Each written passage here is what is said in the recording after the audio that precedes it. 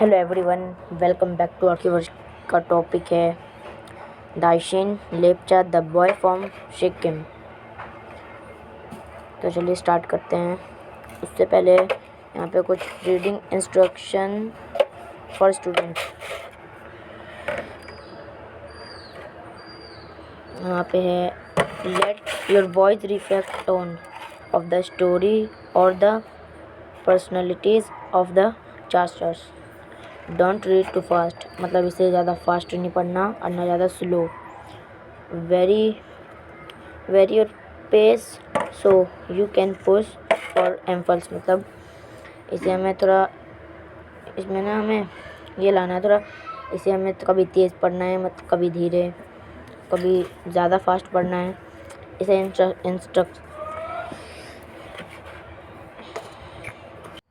मतलब कि इसे पढ़ने में ना इंटरेस्टिंग आएगा। जैसे कभी स्लो कभी फास्ट पढ़ने से पढ़ने में इंटरेस्टिंग आता है।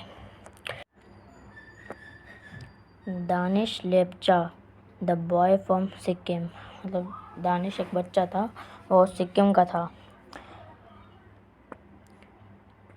Danish Lepcha was 12-year-old boy who belonged to Sikkim and had recently shifted to Delhi। मतलब दानिश लेप्चा एक 12 साल का बच्चा है, वो सिक्किम का रहने वाला है और वो दिल्ली में शिफ्ट हुआ है नया। And it feel like going to school because of some bullies, मतलब उसे पढ़ने स्कूल जाने में उसे अच्छा फील नहीं करता था वो। और luckily his mom and teacher had a plan.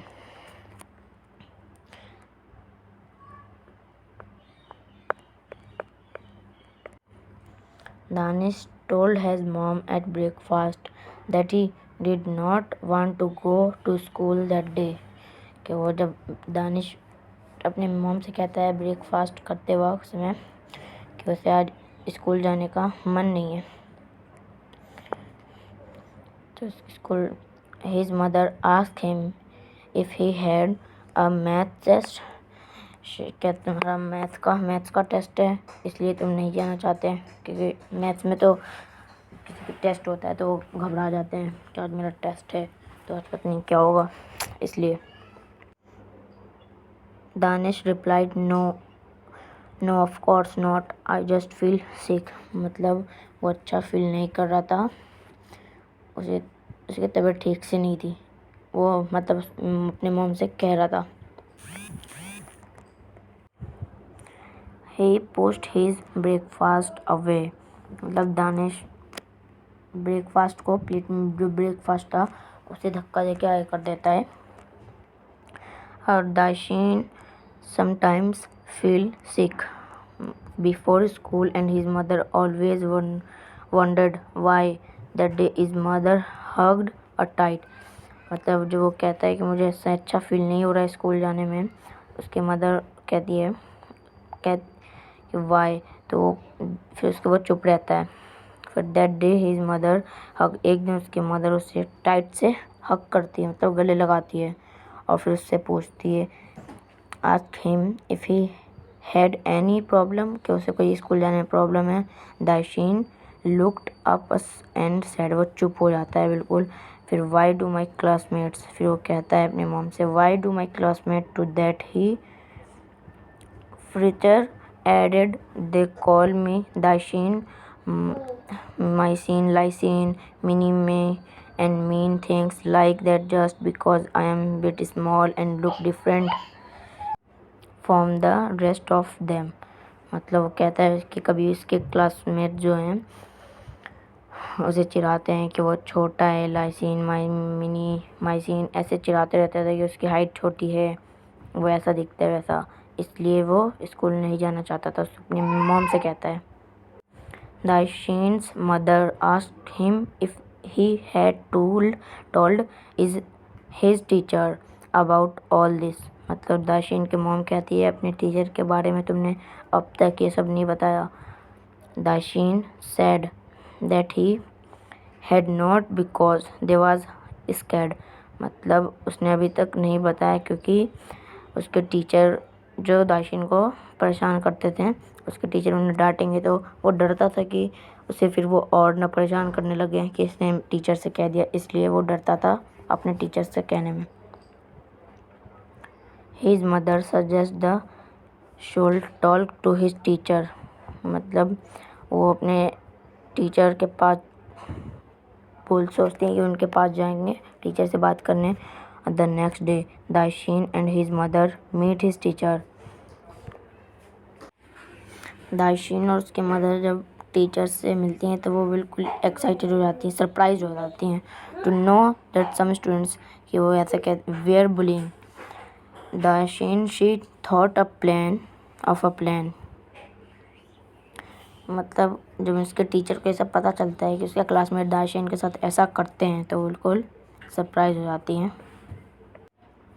The next day at school Dashin's teacher told the class a lot of bullying projects, मतलब अगले दिन स्कूल में दानिश के टीचर कहती है क्लास में a lot of bullying project उन्होंने बनाया एक, and with all your help I did like start one in our school, will your children help me.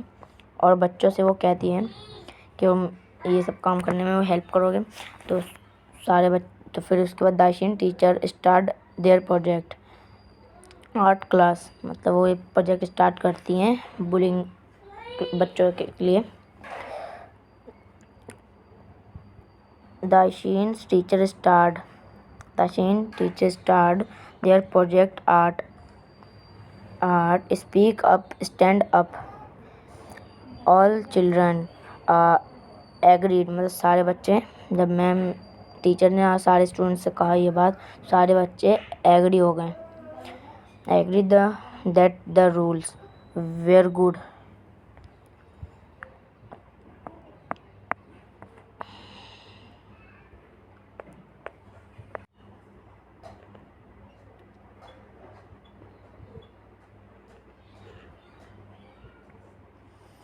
Tell a grown up if you see bullying, मतलब हमें किसी से bullying नहीं करना चाहिए, और अगर कोई किसी के खिलाफ बुलिंग कर रहा है तो हमें कोई बुलिंग कर रहा है तो हमें उसके खिलाफ खड़ा होना चाहिए। स्टैंड अप, और किसी के साथ जो कोई बुलिंग कर रहा है तो हमें उसके साथ खड़ा होना चाहिए।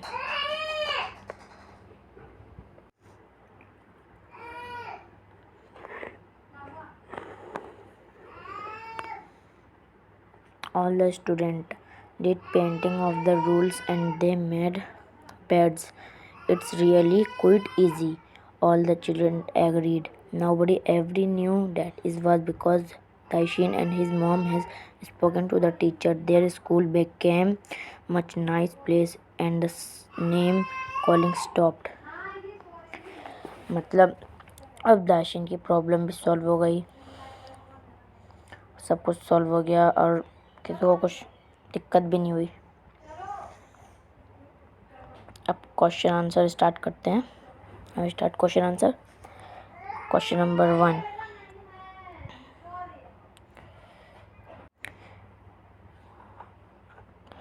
Create a poster on Ek Bharat Shreshtha Bharat with reference to Sikkim, मतलब इसमें एक पोस्टर आपको चिपकाना है एक भारत और श्रेष्ठ भारत का, वो मैं अभी आपको दिखा रहा हूँ।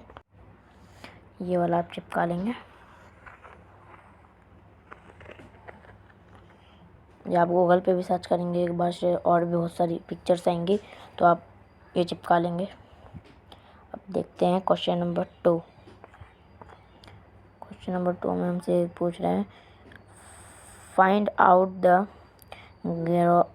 geographical location of Sikkim on India's map and mention its border states. Find and paste the pictures related the culture of these states in a scrapbook.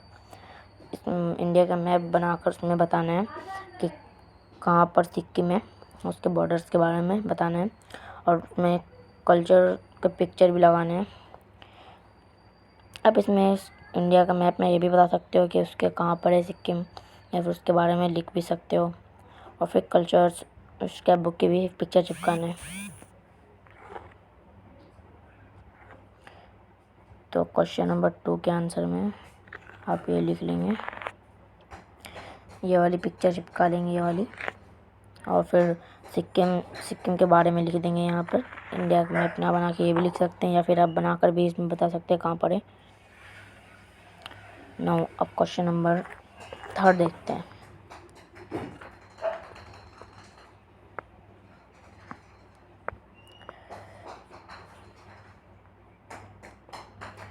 Say no to bullying is a rule that we all follow. Now write down 5 more rules in your notebook that you follow in your classroom.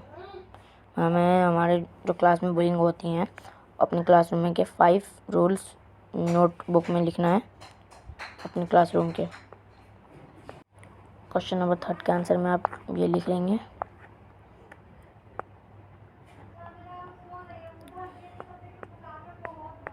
Question number 3 के answer में आप ये लिख लेंगे,